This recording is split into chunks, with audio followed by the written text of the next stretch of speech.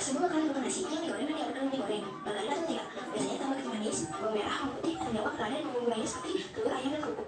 Ada pula nasi goreng dan lain yang dibuat bersama dekorasinya yang populer di Indonesia. Bersama nasi goreng ini kalau rasa, nasi goreng siap, akan memiliki sambal yang nasi goreng masakan yang populer di Indonesia. Mengingat kembali pengertian teks deskripsi itu apa? Misalnya lihat, teks deskripsi adalah teks yang menggambarkan suatu objek, tempat atau suasana secara rinci sehingga membaca seolah-olah bisa merasakan atau melihat secara langsung objek yang dijelaskan. Kemudian setelah itu, fungsi teks deskripsi apa? Teks deskripsi berfungsi untuk memberi gambaran yang jelas dan hidup tentang sesuatu pada pembaca sehingga pembaca bisa membayangkan atau merasakan apa yang dideskripsikan. Kemudian selanjutnya ciri-ciri teks deskripsi. Yang pertama, menggunakan kata sifat atau kata sifat dan panca indera. Yang kedua, menjelaskan objek secara rinci. Yang ketiga, menggunakan kata sifat dan panca indera. Kemudian dalam teks deskripsi terdapat struktur teks deskripsi. Ada berapa? Ada berapa? Ada 3. Yang pertama apa? Identifikasi atau pembukaan. Yang kedua, Deskripsi bagian. yang ketiga, Penuturan atau kesimpulan dari objek yang dideskripsikan. apa itu bagian identifikasi?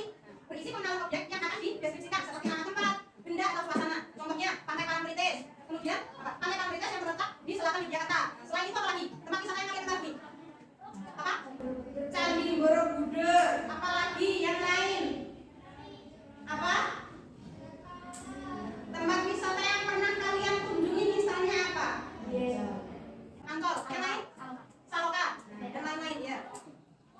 Kemudian setelah identifikasi ada deskripsi bagian. Setelah mengidentifikasi memperkenalkan suasana tempat wisata tadi, yang kedua ada deskripsi bagian. Apa itu deskripsi bagian? Bagian ini menggambarkan rincian bentuk, warna, suara, bau, atau suasana dari objek. Contoh, pasirnya lembut dan berwarna kehitaman, ombak bergulung-gulung dengan suara keras.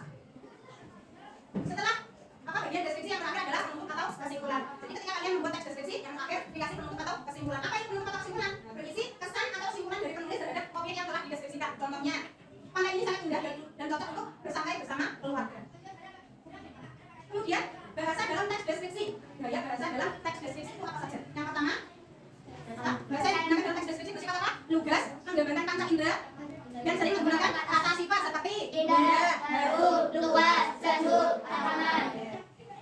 Contoh objek teks deskripsi. Objek dalam teks deskripsi bisa berupa tempat, misalnya pasar, sekolah, hutan, kelas, asrama, pondok pesantren. Atau benda bisa seperti sepeda, laptop, benda-benda yang ada di sekitar kalian misalnya apa? Buku, ada meja, ada kursi, ada papan tulis, ada apa lagi dan lain-lain masih banyak sekali. Kemudian setelah benda ada berupa makhluk hidup, contohnya kucing, burung, apalagi ayam, apalagi sapi, kambing, kuda, keledai, kelinci, kucing, harimau dan lain sebagainya. Kemudian apa bisa juga mengatur suasana. Apa saja contohnya? Acara adat, hujan di sore hari, atau misalnya kalian ceritakan suasana ketika berada di asrama atau pondok pesantren, atau bisa juga suasana ketika mengaji, atau suasana ketika kalian melakukan kegiatan-kegiatan di pondok. Kemudian contoh teks deskripsi pendek, singkatnya, contohnya seperti apa? Kebun bunga itu sangat indah, warna-warni bermekaran. Aroma manis semerbak di udara, angin bertiup pelan membuat bunga bergoyang lembut. Nah, dari contoh teks deskripsi pendek ini, kalian bisa merasakan enggak? Kebun bunga itu sangat indah, punya bayangan kan? Kebun itu sangat indah. Kemudian warna-warni bunga bermekaran. Ada bunga yang berwarna-warni, misalnya ada bunga apa saja? Bunga mawar warna merah, ada tulip warna pink, ada bunga apa lagi contohnya misalnya? Melati warna putih, apa lagi? Anggrek dan lain-lain. Nah, dari cerita itu kan meliputi apa? Penglihatan, seolah-olah kalian bisa melihat. Cerita yang dideskripsikan apa? Seolah-olah bisa melihat bunga warna-warni di taman. Kemudian aroma wangi semerbak di udara. Angin bertiup pelan membuat bunga bergoyang lembut. Dari aroma wangi semerbak di udara, kalian seolah-olah bisa mencium. Oh, di taman itu terdapat aroma yang wangi. Dari berasal dari mana? Dari bunga-bunga yang tadi ada di taman. Kemudian angin bertiup pelan. Kalian sambil membayangkan, kalian di taman itu merasakan angin yang bertiup pelan semilir. Kemudian membuat bunga bergoyang lembut. Kalian bayangkan di taman terdapat banyak bunga. Kemudian bunga-bunga tadi bertiup angin secara pelan. Nah, bunganya bergoyang-goyang. Kemudian identifikasi isi teks deskripsi. Untuk memahami isi teks deskripsi kita perlu tahu bagian mana yang berdasarkan objek, bagian mana yang menggambarkan detailnya, dan bagian mana yang menyampaikan kesan penulis, kesan kalian ketika ingin mendeskripsikan suatu objek atau suatu tempat atau suatu suasana. Kemudian teks deskripsi dan panca indera. Teks deskripsi melibatkan panca indera seperti penglihatan, meliputi warna, bentuk, kemudian penciuman atau bau, pendengaran atau suara, peraba atau tekstur dan rasa. Rasa untuk memperkuat gambaran. Jadi kalian bisa merasakan ketika membaca teks deskripsi pendek tadi. Ketika berada di sebuah taman bunga, terdapat banyak bunga yang berwarna-warni. Kemudian kalimat deskriptif. Kalimat deskriptif adalah kalimat yang berisi gambaran secara rinci. Contohnya, ruang kelas itu bersih dengan jendela yang besar memancarkan cahaya pagi. Kalian berikan perincian. Nah, misalnya kalian ingin mendeskripsikan apa? Selain ruang kelas itu bersih, di kamar misalnya. Di kamarku setiap pagi selalu dibersihkan bantal-bantal tertata rapi di atas lemari. Nah, di atas lemari tidak hanya bantal, tapi ada apa lagi? Selimut, terus boneka, ada boneka juga. Kata sifat keterangan, kata sifat seperti tinggi, biru atau dengan. Kata keterangan seperti dengan tenang secara perlahan membuat teks deskripsi menjadi lebih hidup dan jelas.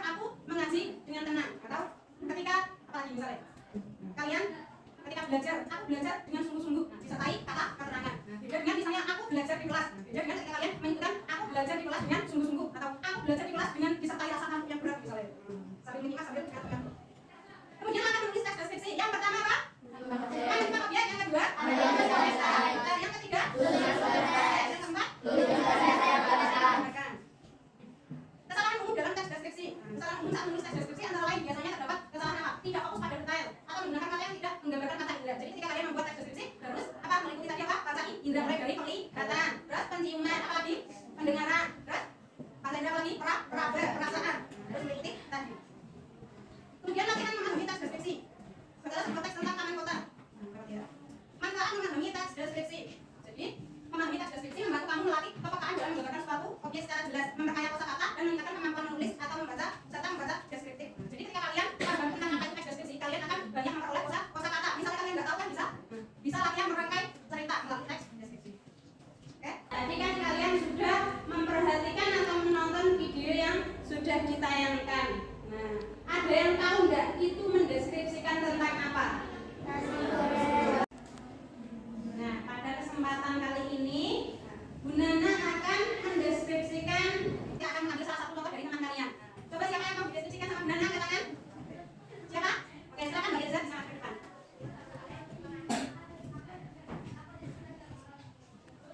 Kita akan belajar mendeskripsikan melalui Mbak Elza. Kita deskripsikan Mbak Elza Amelia. Di sini berdiri di samping saya kanan kalian Mbak Elza Amelia. Nama lengkapnya panggilannya siapa? Mbak Elza. Mbak Elza ini berkelahiran di Blora pada tanggal 8 Desember pada tahun 2012. Berarti sekarang punya berapa? 12 tahun. Oke. Mbak Elza ini bertempat tinggal di Dusun Pentok, Desa Banglekan. Ya, betul. Kecamatan Jati, Kabupaten Blora. Ada yang pernah ke Blora enggak? Ada yang pernah ke Blora? Siapa? Satu orang pernah ke Blora. Di desa mana? Di rumah kerabat. Oh, rumahnya dekat sama Mbak Elza. Tidak jauh. Nanti kapan-kapan bisa saling main sesama Blora. Ya. Kemudian Mbak Elza ini punya satu saudara, anak perempuan namanya Mbak Delia Hafsa. Mbak Delia ini anak dari Bapak Supriyadi dan Ibu Sri Muntari. Hobinya menggambar anime. Kemudian cita-citanya menjadi guru IPA. Berarti harus diselaraskan ini hobi sama cita-cita. Ini gambar cita-citanya jadi guru IPA. Diselaraskan apa? Misalnya menggambar apa? Berarti menggambar yang berkaitan dengan IPA juga. Kemudian sifatnya apa? Mbak Elza ini ceria. Mana cerianya? Kemudian dia juga pintar gambar apa? Gambar pelajaran ketika sekolah. Juga pintar ngaji. Kepalanya bagus ya. Sudah? Ada yang ditanyakan nggak terkait Mbak Elza? Mungkin ingin tahu lebih jauh tentang Mbak Elza? Tidak ada? Oke, nah silakan Mbak Elza bisa kembali ke tempat dulu. Kita beri tepuk tangan untuk Mbak Elza. Oke, Bu Nana kali ini akan membagikan tugas kelompok mendeskripsikan suatu benda. Nanti Bu Nana akan menentukan benda apa yang akan kalian deskripsikan. Nah, kalian sudah berkelompok sesuai dengan yang Bu Nana beri, kan? Oke, ini saya bagikan contoh videonya dulu. Nanti kalian mendeskripsikan benda meja di kelas. Kalian mendeskripsikan papan tulis. Kita dulu. Nah, kalian mendeskripsikan sebuah asrama kalian. Kalian mendeskripsikan seragam pramuka. Kalian mendeskripsikan sebuah tas. Kalian mendeskripsikan tentang suasana di pondok. Kelompok terakhir, kalian mendeskripsikan suasana ketika belajar di kelas ini. Oke, silakan kalian kerjakan dalam waktu 15 menit. Nanti setelah itu kalian bisa kumpulkan lagi gambarnya ke Bu Nana.